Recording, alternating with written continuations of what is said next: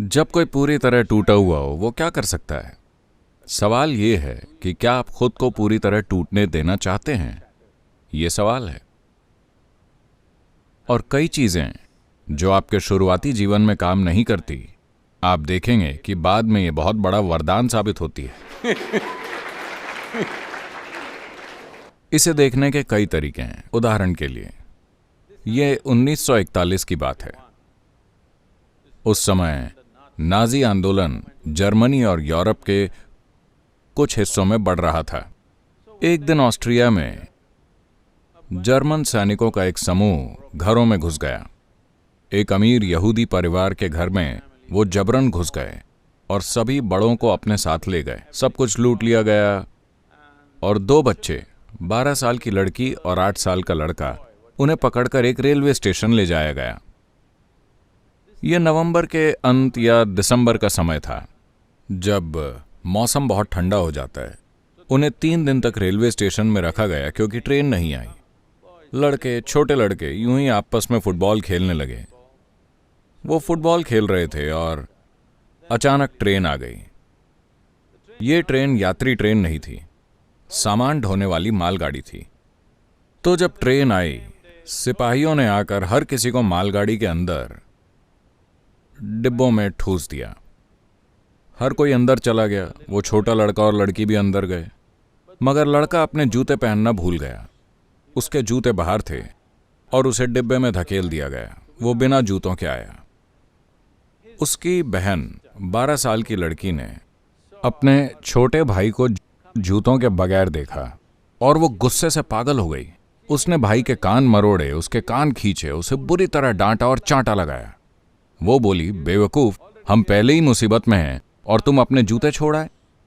क्योंकि जर्मनी की सर्दियों में जूते ना हो तो पैर गंवाने पड़ सकते हैं, इसलिए वो गुस्से में थी।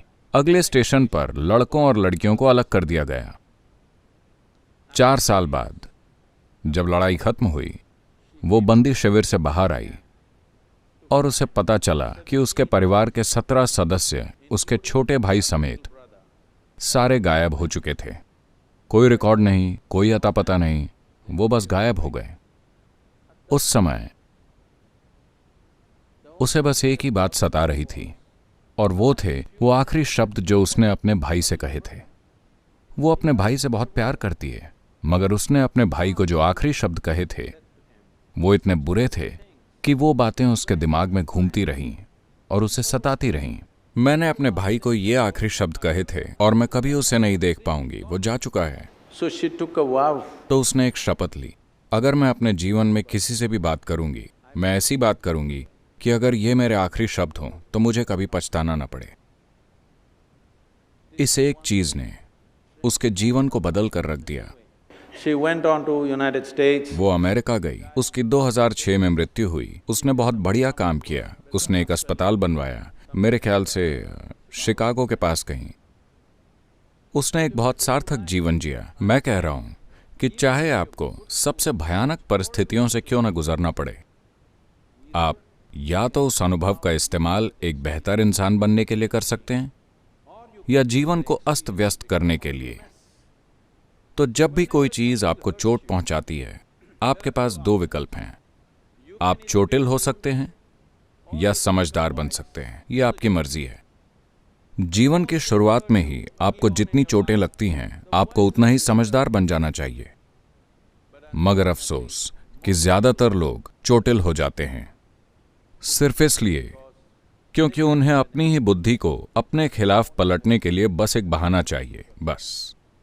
खासकर जब आपके आसपास की दुनिया आपके खिलाफ हो, तो क्या यह बहुत जरूरी नहीं है कि आपकी अपनी बुद्धि आपके साथ हो।